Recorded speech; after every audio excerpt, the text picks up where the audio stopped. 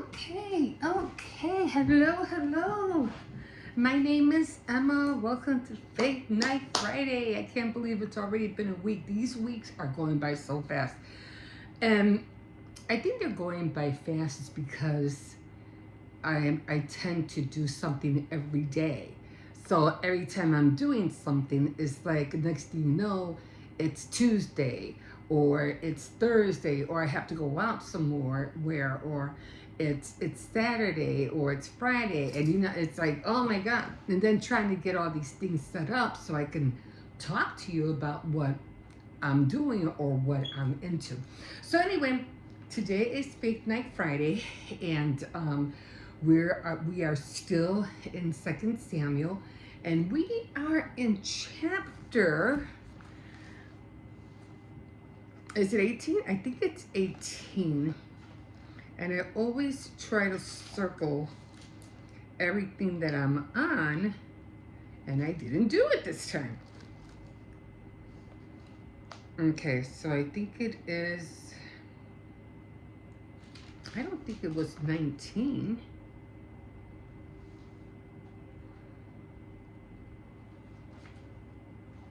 And I told myself not to.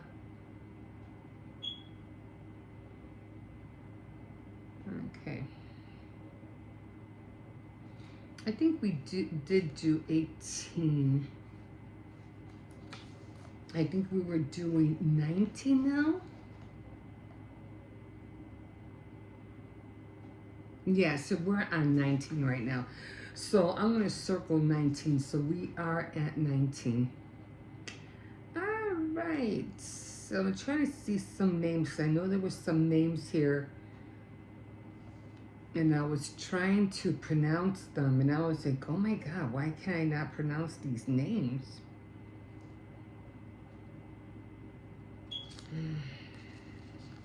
I just don't want to read the wrong thing. Okay. I think we're good. Okay, so, yeah. So we are on 19. So I'm going to circle 19. Okay, so let's jump into this and let's just start reading. Okay, so again, we are talking about King David and what happened to him with his son. I mean, he already had one son killed. He had one daughter that was raped by his own son. And then he had another son who recently got killed, and that was Absalom. But, just trying to figure out, like, what's going to happen after the reign of King David. Like, who's going to take over him? Who's going to be king after him? Who's going to rule Israel after him, right? Okay, so let's just jump into it. Like I said, last week he was like really, he was grieving for his son Absalom, and he couldn't believe that happened. And in chapter 9, he's still doing that. Well, he's not really, crying, but he's more like in mourning for losing him. So let's just start reading. Okay, so Joab reprimands David. And like, who are you to tell me what to do? Okay. Anyway, Joab was told that King David was weeping and mourning for Absalom. And so the joy of the victory was turned into sadness for all of David's troops that day.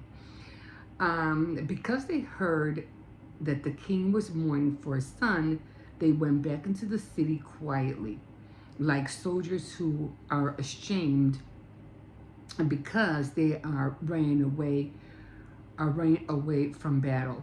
The king covered his face and cried loudly, "Oh, my son, Absalom, Absalom, my son." And he kept doing that over and over again. Joab went to the king's house and said to him, "Today you have humiliated your men, the men who saved your life and the lives of your sons and daughters and of your wives and concubines. You oppose those who love you and support those who hate you. You have made it clear that your officers and men mean nothing to you. I can see that you would be quite happy if Absalom were alive today, and all of us would be dead. Now go and reassure your men. I swear by the Lord's name that if you don't, no one of them will be with you by tomorrow, by tomorrow morning. That will be the worst disaster you have suffered in all your life. Then the king got up and went and sat near the city gate. His men heard that he was there, and they all gathered around him. That's kind of sad to say that to the king, you know. And like, everybody's going to be against you if you don't stop your whining and get up on your feet and start doing what you got to do. You say you rather have your son at life than all of us dead. It's like, that's his son. You know, like, what? Okay, so David started back to Jerusalem. Meanwhile, all the Israelites had fled, each man for his own home, to his own home. All over the country, they started quarreling among themselves. King David saved us from our enemies, they said to one another. He rescued us from the Philistines, but now he has fled from Absalom and left the country. We anointed Absalom as our king, but he has been killed in battle. Like, when did he become king? He never became king. So why doesn't, and they saw him as king, but he wasn't king. So why doesn't somebody try to bring King David back? The news of what the Israelites were saying reached King David. So he sent the priest Zadok and Abithiar to ask the leaders of Judah, why should you be the last to help bring the king back to his palace? You are my relatives, my own flesh and blood.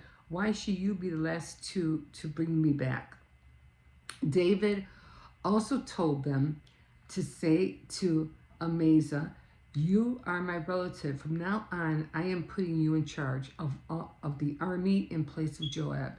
My God, may God strike me dead if I don't. David's words won the complete loyalty of all the men of Judah, and they sent him word to return with all his officials.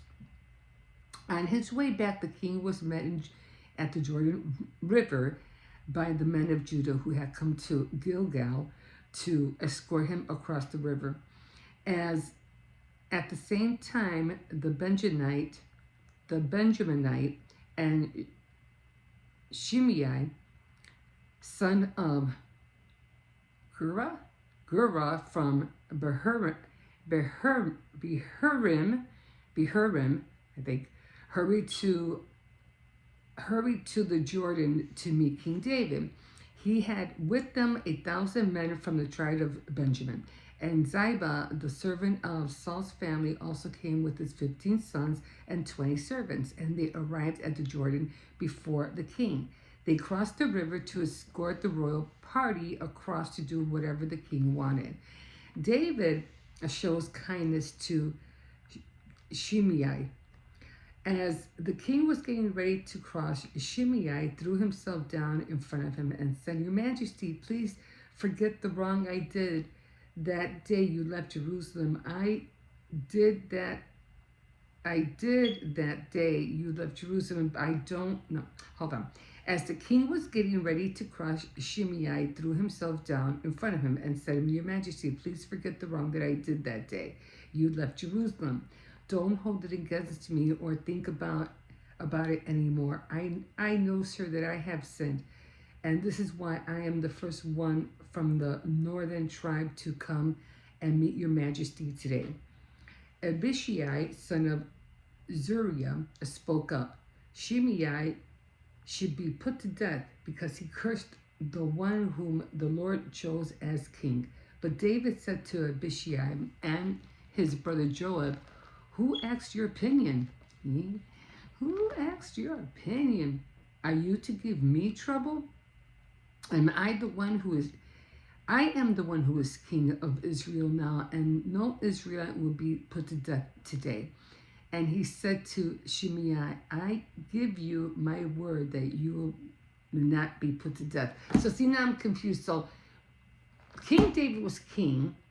Absalom somehow or other became king and kind of took it away from David, but now David is king again.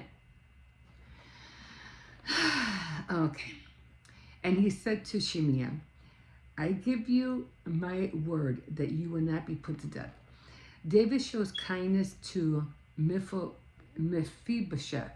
Mephibosheth, Saul's grandson, came down to meet the king.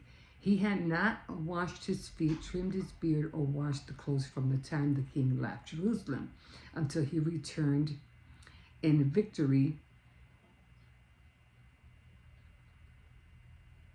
When Mephibosheth arrived from Jerusalem to meet the king said to him, Mephibosheth, you didn't go with me. Why not? He said, as you know, your majesty, I am crippled. I told my servants to saddle my donkey so that I can ride along with you. But he betrayed me. He lied about me to your majesty. But you are like God's angels, so do what seems right to you. All of my father's family deserves to be put to death, but your majesty, but you gave me the right to eat at your table. I have no right to ask for more favors from your majesty. The king answered, you don't have to say anything more. I have decided that you and Ziba will share Saul's property. Let Ziba have it all. Mephibosheth answered, it's enough for me that your majesty has come home safely. David shows kindness to Barzillai. Barzillai from Gilead had also come down from Rogelim to escort the king across the Jordan. Barzillai was a very old man, 80 years old. He was very rich and supplied the king with food while he was staying at Mahanaim. The king said to him, come with me to Jerusalem and I will take care of you. But Barzillai answered, I don't have long to live. Why should I go with your majesty to Jerusalem? I am already 80 years old. I am, and nothing gives me more pleasure anymore. I can't taste what I eat and drink, and I can't hear the voices of the singers. I will only be a burden to your majesty. I don't deserve such great reward, so I will go just a little way with you beyond the Jordan. Then let me go back home and die near my parents' grave. Here is my son Kimhem, who will serve you. Take him with you, your majesty, and do for him as you think best. The king answered, I will take him with me and do for him whatever you want, and I will do for you anything you ask. Then David and all his men crossed the Jordan. He kissed Barzillai and gave him his blessing, and Barzillai went back home. Judah and Israel argue over the king. When the king had crossed, When the king had crossed, escorted by all the men of Judah and half the men of Israel, he went on to Gilgal, and Kihem went with him. Then all the Israelites went to the king and said to him, Your Majesty, why did our brothers, the men of Judah, think they had the right to take you away and escort you, your family, and your men across the Jordan? The men of Judah answered, We did it because the king is one of us. So why should this make you angry? He hasn't paid for our food, nor has he given us anything. The Israelites replied, We have 10 times as more claims on King David as you have. Even if he is one of you, why do you look down on us? Don't forget that we were the first to talk about bringing the king back. But the men of Judah were more violent in making their claims than the men of Israel. Okay, so that's where we are at. I thought it was going to continue. I was ready to go on and on. Okay, so that's where we are at. So let's find out what's going on here, because I'm reading, but I'm not really getting the gist of it. Okay. So it was a matter of King David leaving because of Absalom, but then when Absalom was killed, and as the people saw him as king, then after he died, King David, then they saw King David as king again. And now they're like, well, he's the king, let's bring him back. But Judah, the people from Judah are like, they're all like from the same tribe, but it's like, no, we'll bring him back. No, who say you can bring him back? No, bringing them back should be on us. But they're all from the same tribe, so I don't know. I don't get it. I don't get it, but we're gonna find out. We're gonna find out right now. Okay. All right. So Samuel 19. Let me erase these before I get confused. So Samuel 19, making wounds. Joab had to hurt David to help him. Faithful are the wounds of a friend.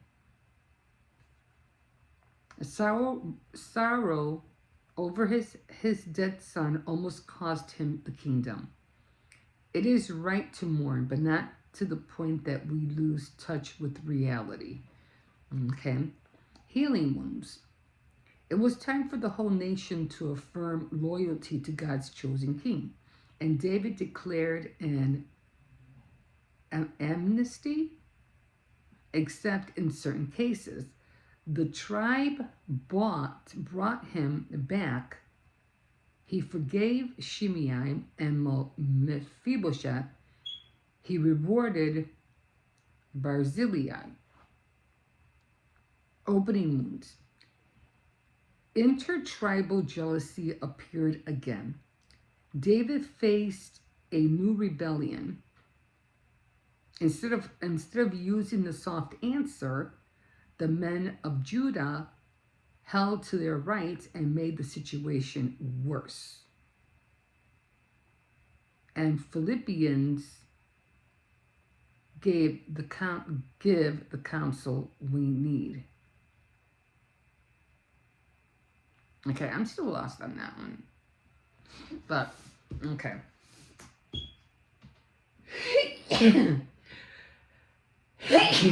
Oh, excuse me. But sometimes, let me say a little something. Sometimes, oh wait, that's an Esther. I got it. Okay. Sometimes we'll read passages and we won't really see the meaning of what it wants to say, okay? And then let's say I read the whole book, or of what's going on.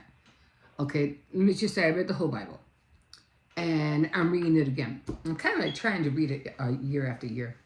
Read the Bible one year, every year. Now, I might not get the gist of what was trying to be said here now, but maybe next year I'll read it in a different light, or the Lord will give me revelation and said, this is what it meant.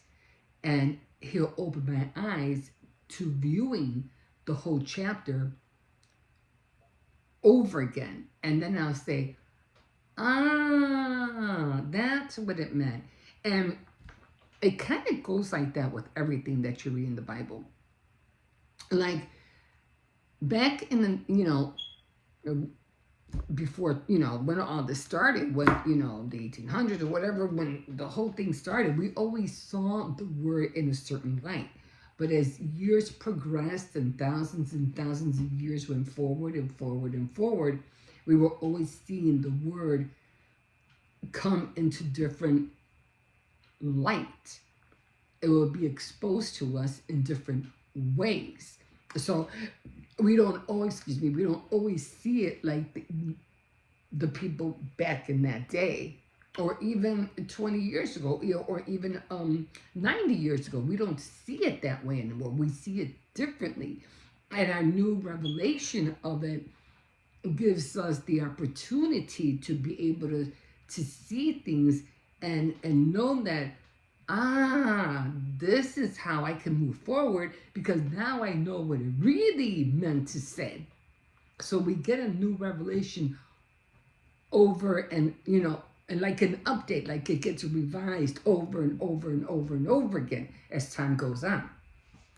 Now, of course, you say, yeah, but the word never changes, always stays the same. Yes, it does. But it's like scales falling out of your eyes. Like, you'll see one thing one way, but the scales from your eyes will drop and you'll get a new look on how it really is, of how it really was meant to tell you. It's the same way. I don't know where I had to find it. I'm always saying that I had to find it. It's because I know I read it once and I know it's there because I read it.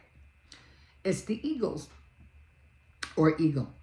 And every time a feather falls from that eagle, or until, I think it says, until the last feather falls, that's when, that's it, we're done. It's over. Game over. Once that last feather falls off that eagle. And it's like every time a feather falls, again, we get a new opening, a new revelation, a new translation of what the word is trying to say. And we don't see the word like we did 10 years ago, 20 years ago, 30 years ago. Remember how they used to, women used to wear skirts and not pants to church, and we wear pants to church now. The guy says, I don't care how you come, as long as you come. I don't care what you're wearing. Come as you are. And then they were doing this whole thing with the jean skirt, which used to drive me up a wall. What's with the jean skirt? Knock it off.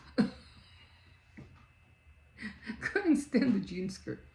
And then we had a lot of people, Jehovah's Witnesses, who were always dressed like they were in mourning. Like, what the heck? They're always wearing black. Like, why? Christ is alive. He's alive and well. You should be living in color, not in black all the time. Like, I don't know. I serve a living God. He's full of color and beauty and everything. And you people are walking around like you're mourning the dead. I don't know about you, but no, I'm sorry. You're I don't know who you're worshiping, but it ain't Jesus. So I never understood that. But I think they've changed now. I think they have. I don't think they wear as much black as they used to. They don't. And as far as the jean skirts go, I don't think they wear the jean skirts anymore neither, because I was really getting tired of that. Not the long jean skirt again. What's going on? Oh, it used to drive me up a wall. But anyway, it's not the outer part that God cares about. It's the inner part, what he cares about. Okay, so that's more important. He doesn't see this. He wants to see Jesus in your heart. That's what he wants to see. Okay? So as long as he sees that little light of Jesus in your heart, you're good to go. You're good to go. Now, one more other thing I wanted to touch on.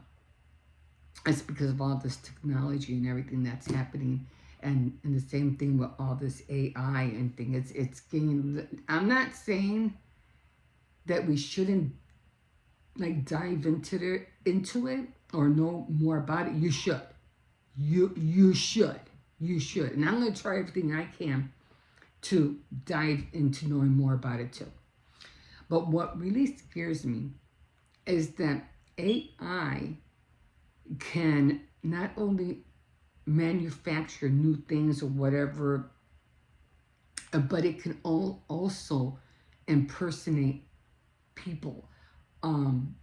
In other words, you could see another one of me sitting right beside me, or you could see 2, 3, or 4 of me all around me. And then you say, well, the real Emma, stand up. And you're not going to know who the real one is. And the thing about it is they'll all look the same, they'll all sound the same, and you won't be able to tell them apart. We don't know if somebody is, I could be speaking, but it's not really me speaking. Words could be coming out of my mouth, but those are not the words that was intended for me to say. It was somebody else put those words in my place. And I never said that. Well, how are we going to know?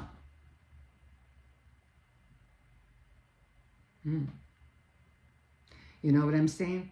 That's like it's so important to know the truth, because if you don't know the truth now, you're going to have a real hard time knowing and discerning the truth later. You're not going to know the real from the fake. And it's going to be hard. It's going to be hard to tell the difference. Very hard. And you're going to be blindsided. So, but I'm sure, once you know who God is and who Jesus is, I'm sure he'll let you know. He will tell you, don't fall for this. That's not real. Don't. And he will let you know. So it's very important for you to know the truth beforehand, because this way you'll be able to know the difference. And then the other thing with Bitcoin on top of that, with Bitcoin, I really don't trust that at all. Now, I know people are making money there, but the currency is going to be very, very interesting to see in the future. Very interesting. And just keep an eye on that. But like Jesus said, give Caesar what's Caesar's and give God what's God's. And you can only rely on that. Okay? Always keep that in mind. Don't ever let somebody trick you into giving something that doesn't belong to God. You have to remember, you're not, we have to, there's just so much going on right after, Trump became president, and this happened, that's happened, planes are falling out of the sky, things are blowing up, fires are happening, so many things are happening. And we just have to be, not worry. Don't worry. Because, like I said, your worry is not going to solve anything. It's not going to help you any. Okay? But just know from where you're from. If you're a believer in Christ, and I'm not talking about religion, none of that. But if you have a heart for Christ, then you don't belong in this world. This world is not yours. You belong to a whole different world. It's called the kingdom of Christ. 2 different worlds. So you shouldn't worry. This day, like he said, will take care of it itself. Don't worry about what you hear. Just continue worrying about and knowing that you have a safe place, because you belong to a whole different place. And they're not the same. They're totally different. Okay? So just know that. And there's other things that I'm like, just like, I think I mentioned about, I was always seeing people, I had a vision of people coming up and down from the sky, people, descending from heaven, coming down, and the new people, was mentioned. I don't know where I heard about that, but the new people were going to be here. Not in my time. I don't believe it'll be in my time, but you're going to have people coming from, up and down. And I was like, oh my God. And it hit me, because I was like, there's going to be a lot of people who are going to be born, but they're not going to be born on this earth. They're going to be born in space. And it's not, this is not fact. It's just, theory, that those are the people that are going to be, those are the new people, and those are the ones who are going to be descending up and down from earth from the space and then they're going to be coming up and down, up and down. The people who are on earth won't be able to do it. And I think this is going to happen after the rapture, I think. Because most of the people are going to be gone by the rapture. But then after that, that's when all these people are going to be coming up and down, you know, like that.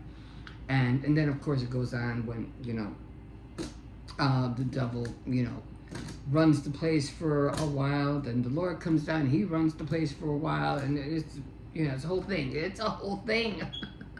But it's just, you just have to remember that whatever's happening today, it's on God's agenda.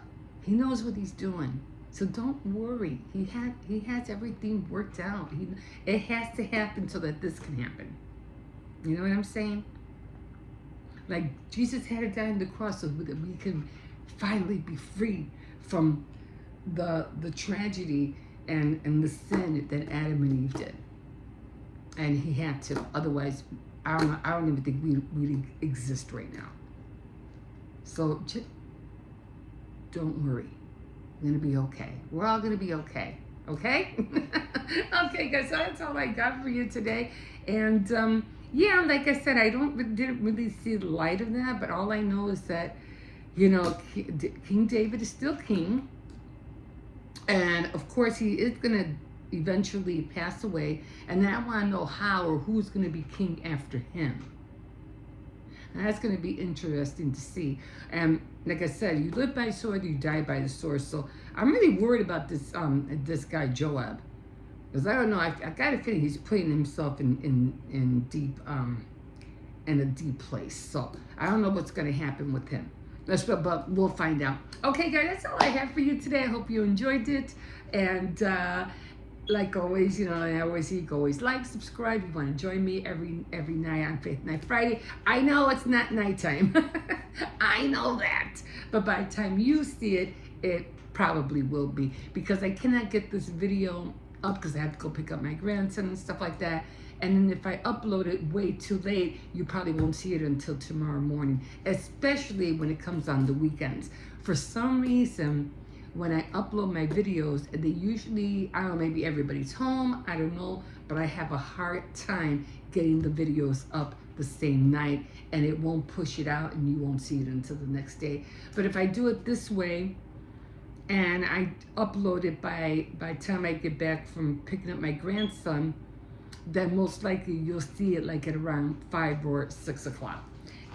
Yeah, or any time later than that. Okay, all right. So I'm trying to work out the time schedule, and that's so far that's the best way I can do it. Just pretend it's nighttime. Okay, guys. We'll see you next time on Faith Night Friday. Have a good night. Be safe, guys. Bye.